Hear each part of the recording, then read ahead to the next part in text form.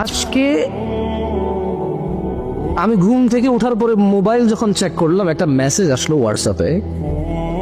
মেসেজটা পড়ে শোনাই কেমন। নাম বললাম না, কারো অবশ্য মেসেজের নামও নাই। বললো যে, আসসালামু আলাইকুম, আপনি কি জামশেদ মজুমদার? কিছু ব্যক্তিগত প্রশ্ন নিয়ে হাজির হয়েছি আপনার কাছে। আমি লিখেছি, ওয়ালাইকুম আসসালাম, আস্ক ইউর কোয়েশ্চেন হিয়ার। মানে লিখে প্রশ্ন করেন, ভয়েস কল বা ভয়েস মেসেজ দিয়ে। হ্যাঁ, এটা ছিল গতকালকের। তো আজকে উনি লিখলো আমাকে, আমার বেস্ট ফ্রেন্ড ছেলে। হাসবেন না কেউ, একটু মনোযোগ দিয়ে শুনেন ভাই। তোমরা এই অপরাধগুলো মেয়েদেরকে দিয়ে করা, বুঝছো? প্লিজ হাসিও না। প্রশ্ন শুনে তোমার হয়তো হাসি আসতে পারে যে না, তুমি এটার জন্য দায়ী। তো বললো যে আমার বেস্ট ফ্রেন্ড ছেলে আমার সাথে শারীরিক সম্পর্ক করতে চায়। আমি রাজি না হলে আত্মহত্যা করার চেষ্টা করে। একবার হাতের শিরার জায়গায় কেটেছিল। আমাকে ইমোশনাল ব্ল্যাকমেইল করে। আর আমি তাকে কোরআন মাজিদ নিয়ে কসম করেছিলাম যে তাকে কখনো ছেড়ে যাব না। এখন সে যে শারীরিক সম্পর্ক করতে চায়, এতে আমি রাজি না। তাকে ছেড়ে দিতেও পারছি না। আর থাকলেও মানে তার সাথে যদি ফ্রেন্ডশিপ রাখিও, শারীরিক সম্পর্ক করতে হবে। এক্ষেত্রে আমার করণীয় কি? এই হচ্ছে কোয়েশ্চেন। তখন আর বুঝতে বাকি নেই যে এটা কোনো বোনে মেসেজ পাঠাইছে। ঠিক আছে, আচ্ছা, বুঝে ওয়াসায়াউদু কামা গারিবা, ইসলাম অপরিচিত অবস্থায় ফিরে যাবে। আমি এটা এই কোয়েশ্চেন পাওয়ার পরে কেমনে বুঝছেন? দেখেন, আমি চিন্তা করলাম, আচ্ছা গত 2-3টা মাহফিলে তো বললাম অমুক অমুক দেশে গেছি, কেউ মুসলমান নাম শোনে না, ইসলাম নাম শোনে না। এটা তো অপরিচিত হয়ে যাচ্ছে।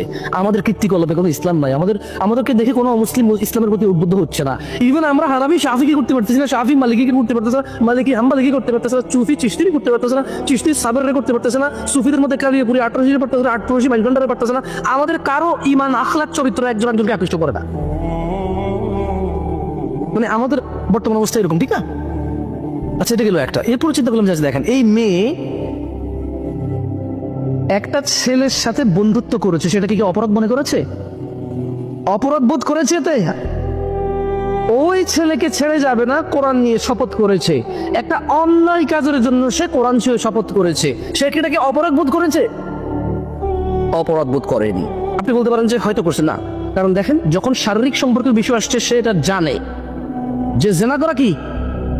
এখন সেটা নিয়ে অ্যাওয়ার আছে যে না, এটা তো অন্যায়, পাপ, আমি কেন বিয়ের আগে পাপে লিপ্ত হব। তার মানে তার কাছে ছেলের সাথে বিয়ে করা ছাড়া প্ল্যান করা পাপ না। ওই ছেলের সাথে প্রতিজ্ঞাবদ্ধ হওয়া, প্রতিশ্রুতিবদ্ধ হওয়া পাপ না।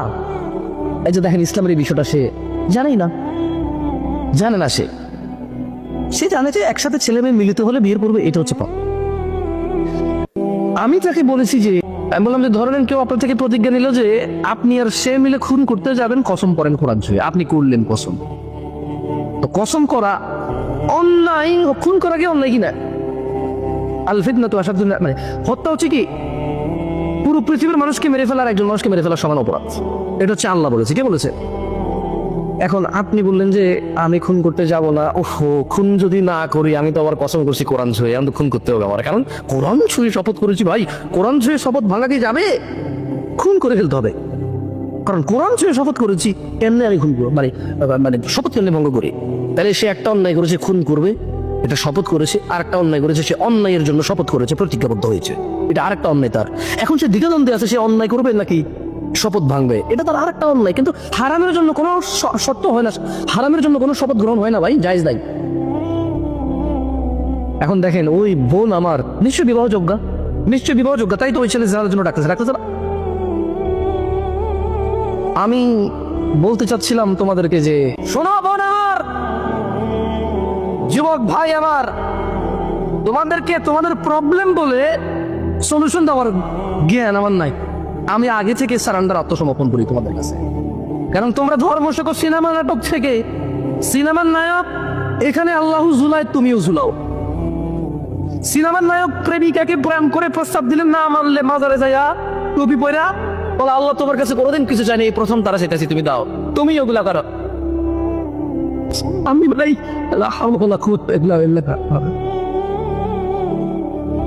ছোট ভাই, তোমাদেরকে বলি, শোনো, তোমার বোন আছে, তোমার বোনের যেদিন বিয়ে হবে, তার স্বামী ঠিকই বুঝতে পারবে সে বিয়ের আগে অন্যায় লিপ্ত ছিল, যেমন তুমি বুঝতে পারবা তোমার স্ত্রী অন্যায় লিপ্ত ছিল কিনা। ওকে, একদম শিওর না তুমি, ধারণা করো না তুমি। তুমি তো এখন বিয়ে করোনি, বুঝতেছো না? বিবাহিত পুরুষ অনেক চালাক পুরুষ, তোমার চাইতে অনেক বেশি চালাক।